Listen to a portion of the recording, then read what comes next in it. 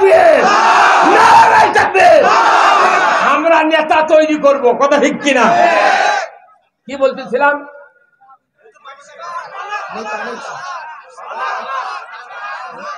হ্যাঁ, হলাম। তাহলে শোনেন, হলারের চাউল লাল হলে দোষী হলারবেন, আর মসজিদে 70 বছরের ইমামতি চলিচ্ছে, 100 বছরের ইমামতি চলিচ্ছে, যে ইমাম আসুক, ওই মুসল্লির কোন লোক যদি সুদি করে টাকা নেয়, সুদের কারবার করে, বউবিধি পর্দা না থাকে, অন্যায়কারী থাকে, জানাকারী থাকে, এই মুসল্লিগুলা যেমন আসে তেমন বের হয়ে যায়। তাহলে আপনার রাইস মিলের হলারে ধান দিলেন, ধান বাড়ালো, ধান দিলেন, ধান বাড়ালো, ওই মিসগতকে আর ধান লিয়ে যাবি? তাহলে আপনার মসজিদে সুদের ঢোকে, সুদের বাড়ায়, মার্কেটকারী ঢোকে, মার্কেটকারী বাড়ায়। তাহলে বোঝা যাচ্ছে দোষ কার?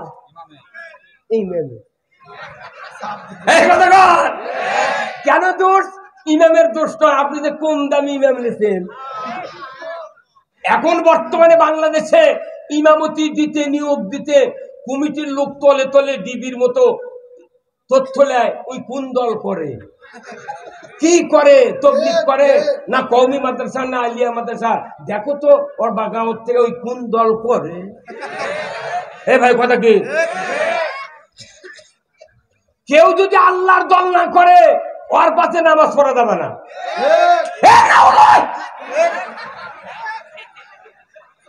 মাথা টাথা খারাপ?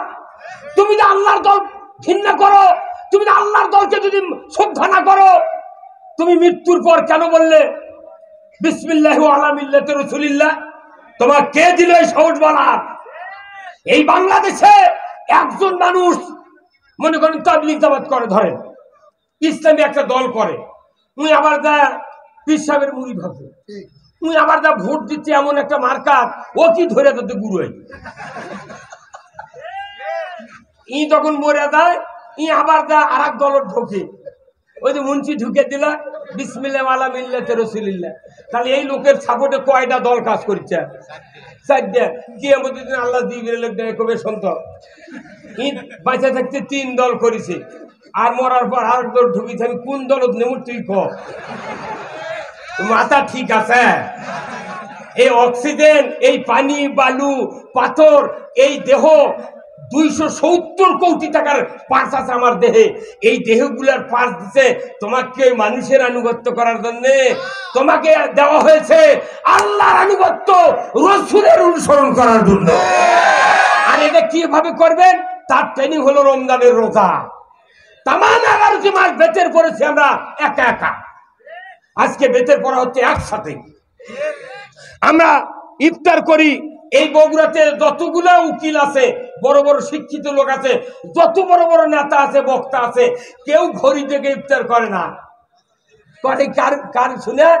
ওই যে 2 পাশের মুয়াজ্জিন আছে, ওই সিগন্যাল দেওয়া বোর্ড না দেওয়া পর্যন্ত ওই নিজের ঘড়িকেও বিশ্বাস করে না। ওই খালি ঘড়িতে গিচ্ছে আর বেটা করে সন্তরা কি হচ্ছে। হাইরে পাগলের দল, কথা ঠিক কিনা? তার মানে কি ইফতার করতে হবে ওই মহল্লার একসাথে। এই জন্য মুয়াজ্জিনের সিগন্যাল ট্রেনিং হচ্ছে কি, ইসলামের যতগুলো বিধান আছে একা একা মানা যাবে না।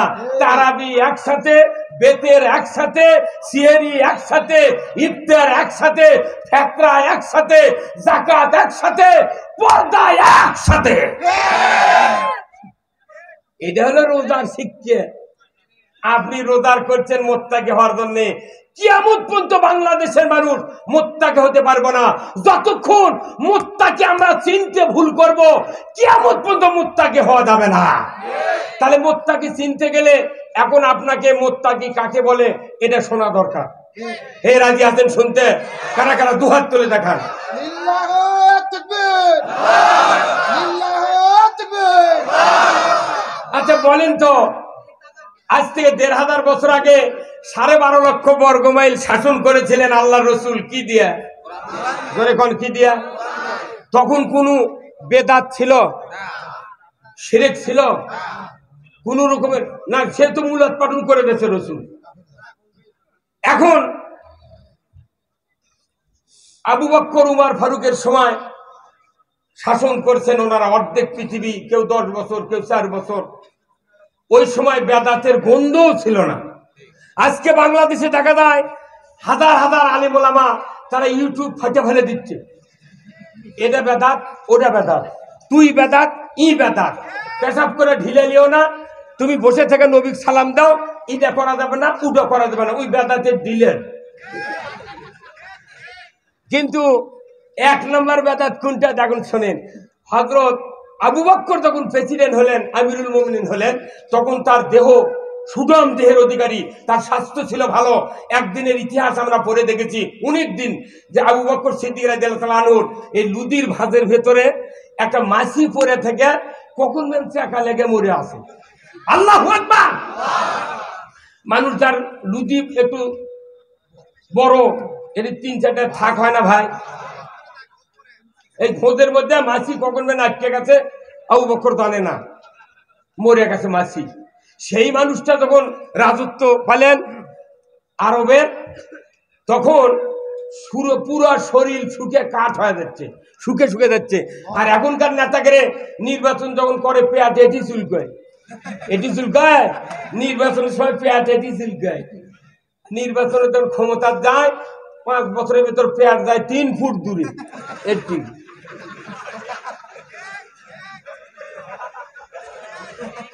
কথা বলেন। আবু বকর সিদ্দিক রাদিয়াল্লাহু তাআলা আনহুকে জিজ্ঞাসা করতে, হুজুর আপনি তো আমিরুল মুমিনিন, আপনি কাপড়ের বড় ব্যবসায়ী ছিলেন, তে আপনার দেহ ছিল বড় সুন্দর দেহ, এক শুকে কাঠ হলো গা? তখন উনি বলছেন আমার ঘুম হয় না। সুবহানাল্লাহ।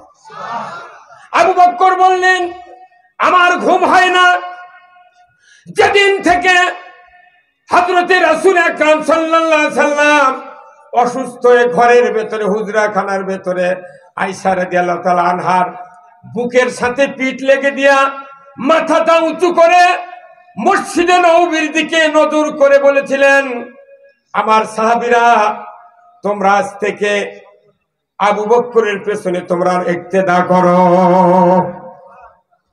ওই দিন থেকে রাসূলের ওফাত পর্যন্ত আমি নামাজের ইমামতি করলাম। রাসূল যখন ইন্তেকাল ফরমাইলেন 3 দিন পর্যন্ত রাসূলের লাশ পৃথিবীর উপরে ছিল। যতক্ষণ পর্যন্ত না 1.5 লক্ষ সাহাবীরা ঐক্যমতে একজন আমিরুল মুমিনিন তৈরি না করা হয়েছে, ইসলামের শাসক তৈরি করা না হয়েছে, ততক্ষণ পর্যন্ত রাসূলকে মক্কায় সাহাবীরা দাফন করেন নাই। আর আমাদের দেশের মানুষ মলি কয়েক তাদের মাটি দিচ্ছে, কি বাপের লাশ থাকতে উপরে থাকতে বলা লাগবে তোমরা 7 ভাই, তোমরা আগে নামাজ ধরবে নাকি সেটা কও। কতক্ষণ তোমরা কারা কারা আছো, ধর্মের কাজ করবে কিনা, তুমি সংসার টিকে রাখবে কারা, তোমরা হাত তোলে বাপের সাক্ষীতে তোমার কোয়া লাগবে। বাপ মরার পর ওগুলোর কথা নেই, খালি করছে কয় টাকা কাফারা দিবে কম। এটা মানুষ খিলেনের দরকার নাই, নিয়ে তো মাদ্রাসা দিয়ে আসো, সারা জীবন তোমার বাপ সব পাবি। ওই টাকা দিয়ে ওই মালিক বাড়ি পায়নি, ওই বাটাইলে খাসে। এই কথা কি ভাই রনি ভাই? বাপ বেনামাজি, বেটারাও নামাজি। কতক্ষণ বাপ বেনামাজি, 4 বেটারা কি অনামাজি। একটা মাদ্রাসার হুজুর যুক্তিবাদী বড় মৌলবী জানাজার দাঁড়ে দেশে, আরো 4 বেটা টুপি নাই, নামাজ তো পড়ে না, গামছা মাথার দিয়ে খাড়া হতে পারছে, আর মনে মনে বলতেছে যে মর্দ ইমামতি দিচ্ছি আমার বাপ জান্নাত গেছে, একে ঘাটা ধরেছে। আচ্ছা আমার মাথা ঠিক আছে, নবীর পাশে 10 বছর নামাজ পড়ছে, নবীর পাশে আব্দুল্লাহ বিন উবাই 10 বছর নামাজ পড়ছেন, নবীর মতো দাড়ি জুব্বা টুপি সেজদা সূরা ফাতিহা পাগড়ি সব নবীর মতো, খালি কোরআন বিজয় চাইনি।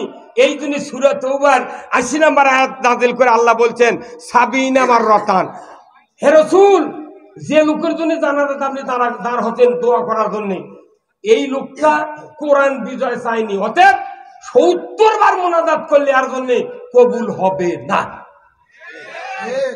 আর তুই সারা জীবন ইসলামের বিরোধীতে কোরআনের বিজয় চাইসনি, কিছু চাইসনি, মরিচে ঢাকার 6 জায়গার জানাজা করেছি।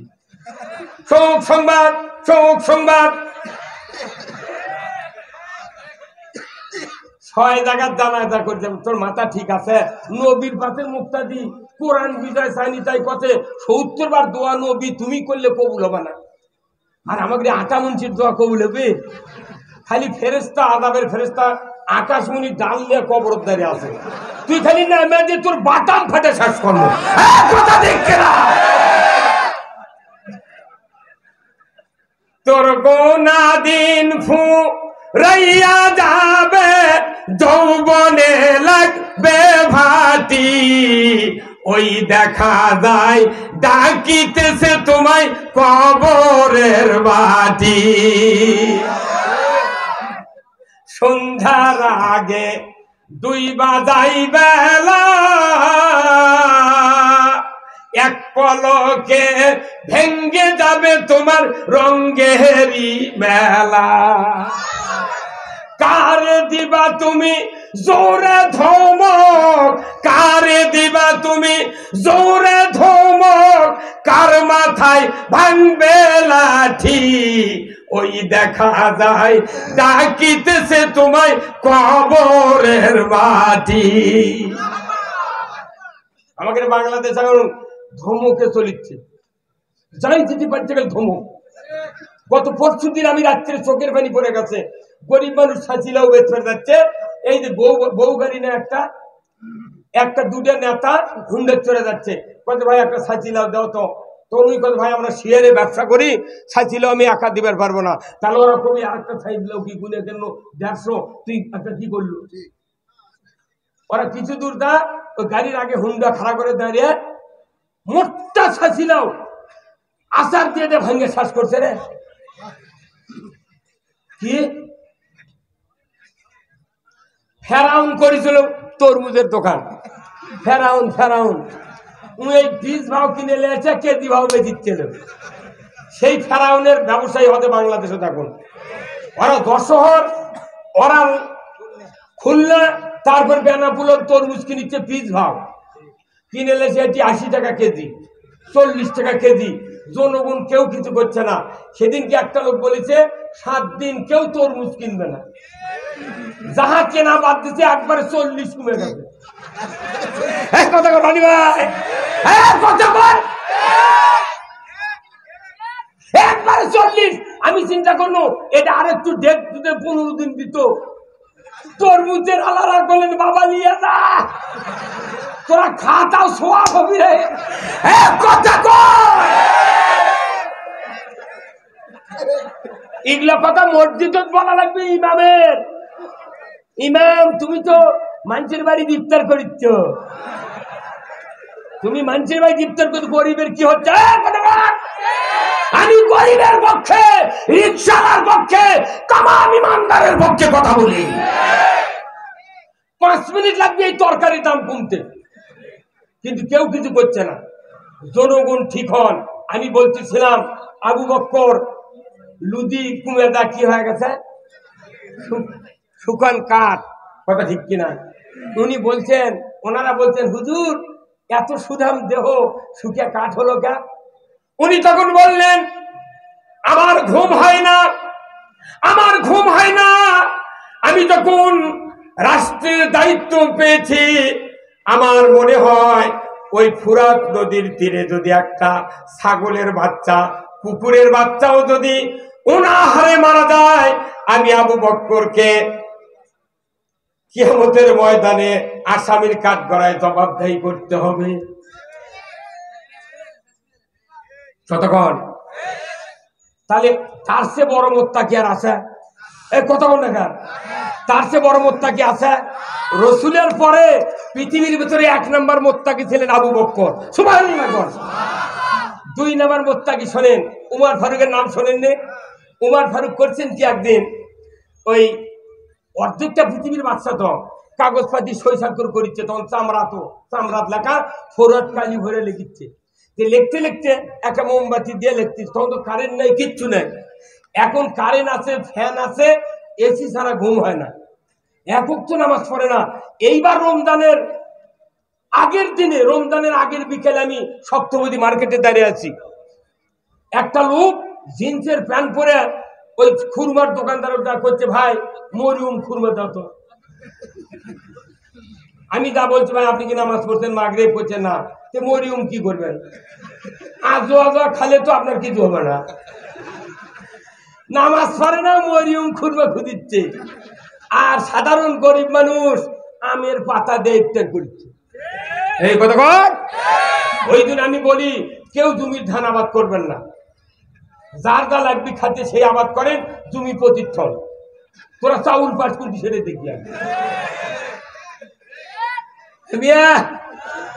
সরকারি অফিসাররা 1 মাসের বেতন দিয়ে 20 বছরের চাউল কেনে। এত টাকা কোথায়? সারা জীবন হাঁস পালে, রিক্সা চালায়, ভ্যান চালায়, কৃষি কাজ করে, তারকের বাড়িতে একটা SS5 এর গেট নাই, আর ওরকে বাড়ি 4টে করে গেট উঠে দারোয়ান খাড়া করে তোকে। কোথার থেকে আসে টাকা? এদেশের যত টাকা আছে, এই রমজান মাসে যদি যাকাত দেওয়া হতো, আমার দেশের একটা গরিব অনাহারে থাকতো না। উমর ফারুক করছে কি, ওই একটা মোমবাতি জ্বালে ওগুলো হিসাব করছে, এর মধ্যে গেটও দেশে ডাকতেছে, উমর ভাই আসেন, উমর ভাই আসেন রাত্রে। তখন আসি, আলহামদুলিল্লাহ। কে? আমি আপনার ফুফাতো ভাই কিংবা একটা রিলেটিভের কথা বলেছি। তখন তার গেট খুলে দিয়েছে, রনি ভাই খুলে দিয়ে। তখন উমর ফারুক ওনাদেরকে ভেতরে এনেছে, নিয়ে আসে ওই যে টেবিলে মোমবাতি আছিল, ওই মোমবাতি ফু দিয়ে ঘুরে ফেলেতেছে একবার। তোর ভাই এই অন্ধকার যা, ওই থামেন। উনি ভেতরে যায় আর একটা নতুন মোমবাতি এনে ওই জায়গাতে আবার জল আছে। ওনারা বলছেন, ভাই একটা তো জ্বালানি আছিল, কথা বলে পারে একটা কি করার ছিল, জ্বালানি আছে তো, ওটা ঘুরে আবার এটা জ্বলে লাভ কি? তখন উনি বলছেন, এটা হলো রাষ্ট্রের টাকার কেনা। এই কথা বল, কিসের টাকা? এটা রাষ্ট্রের টাকার কেনা। এটা দিয়ে আপনাকে সাথে গল্প করার টাইম যদি দিই, কিয়ামতের দিন জবাবদাহি করতে হবে। আর যে মুম্বাইতে এসে ধরাছি, ওটা আমার টাকার কেনা। তাহলে 1 নম্বর মোত্তাকি আবু বকর, 2 নম্বর মোত্তাকি উমর ফারুক। ওই সময় বেদাতের গন্ধ ছিল না, হারাম ছিল না, শিরক ছিল না।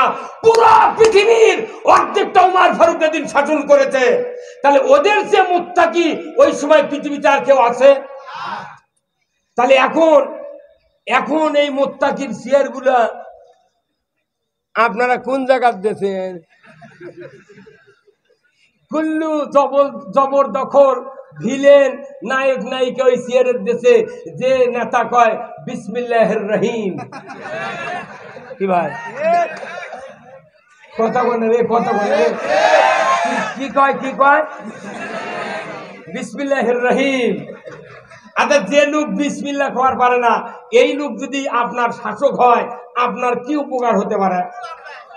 তাহলে আপনি চিন্তা করেন না, ওইগুলা লোকও কোটি বসে থিয়া আপনি জুম্মা দেয়া করছেন, রব্বানা আতিনা ফিদ দুনিয়া হাসানা। আল্লাহ ফেরেশতা কয়, ও লাখের পুরো কিল মারে। কথা বল।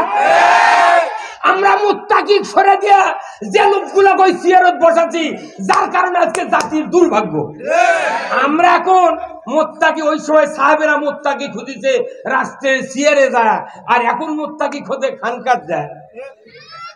ভোটের দাঁড়ালে খানকার যা দোয়ালে, দিল্লির পিসা মরছে নন্দীগ্রাম, ওই খানকার যা গোর পারে, হুজুর মরামতে, হুজুর দোয়া করবেন, হুজুর তোর মাথা ঠিক আছে। ওই চেয়ার হলো মুত্তাকির আসল জায়গা। কি রনি ভাই,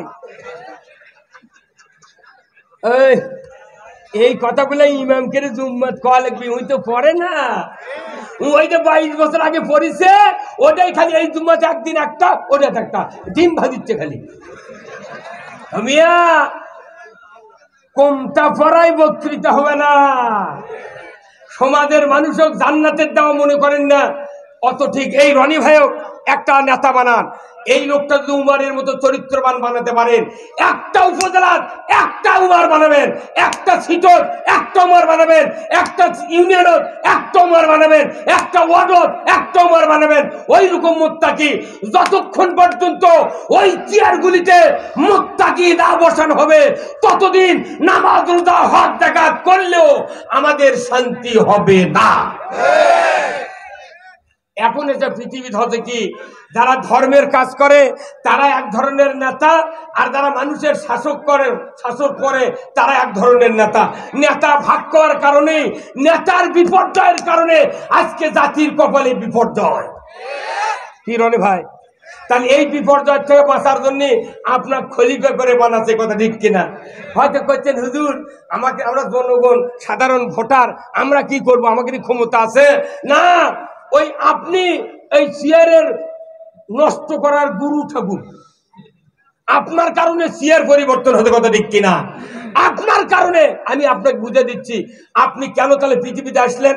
আপনি না ইন্নি জাইলুন ফিল আরদে খলিফা, আপনি তো পৃথিবীর খলিফা, আপনি শাসক, আপনি কেন পৃথিবীতে আসলেন? এই যে আমার এই রনি ভাই, ইনি একটা বাগান করছেন 2 বিঘা জমি। কি করছেন? বাগান করে একজন লোক দায়িত্ব দিয়ে দিয়েছে, এক হুজুরক, যে আপনি এই বাগানটা দেখাশোনা করবেন। আমি 2 মাসের সফরে গেলাম। এখন আসা দেখে, রনি ভাই আসা দেখে বাগানের ফলের গাছ, ফসলের গাছ আগাছা দিয়ে একবারে ঢেকে গেছে।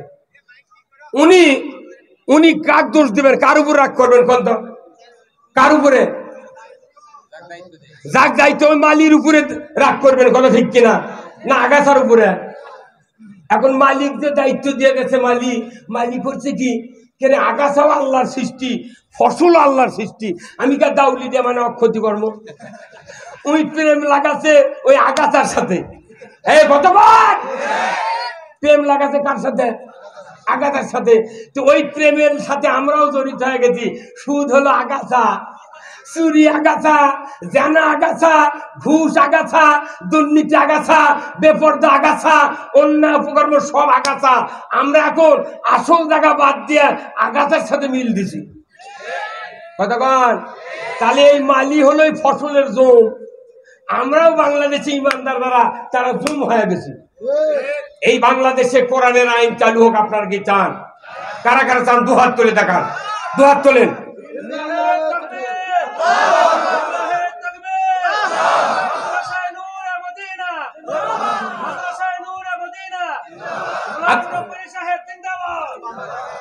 আচ্ছা বলেন তো, কোরআনের আইনের বিপক্ষে যাই যাবি তাই কি জান্নাত পাবি? আইন মানার দায়িত্ব আমাকে, আর আইন দিয়েছেন কে?